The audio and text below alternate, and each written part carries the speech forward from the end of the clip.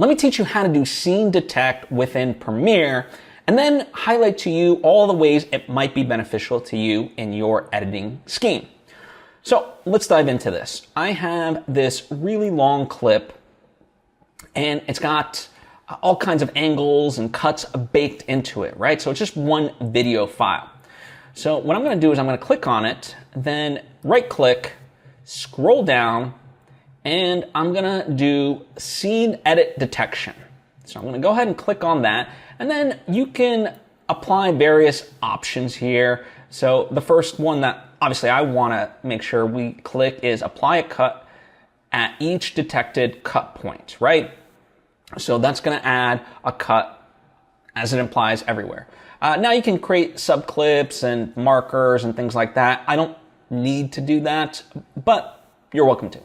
And then I'm going to click Analyze. So depending on the length of your clip, this can either be a short time or a long time. And also, when I say length of your clip, you know, if you have an hour clip, but there's only 2 cuts, then it's going to be a lot faster than if you have an hour clip with 1,000 cuts, right? The length of the clip ultimately is up to you. You might have a 2-minute piece of content. You might have 10 minutes of content. Like whatever it is, this works with any of that. Now, the reason why this might be beneficial is, let's say you have a piece of media, a film, a YouTube video that was downloaded, various B-roll strung together, like whatever it is, something that has multiple things within it. And this is great for example, documentary work where, I can take that file and I can find all the places in terms of B-roll that I might want to use, right? So instead of having to scrub, it'll make a cut in each of the clips, and I can then pull individually those clips as my B-roll. Now, what I'm utilizing scene detection for in this capacity is I have a line cut of an interview, and there's 4 different cameras that were used to cut. And so I'm going to get to see where each of those cameras ends up cutting to.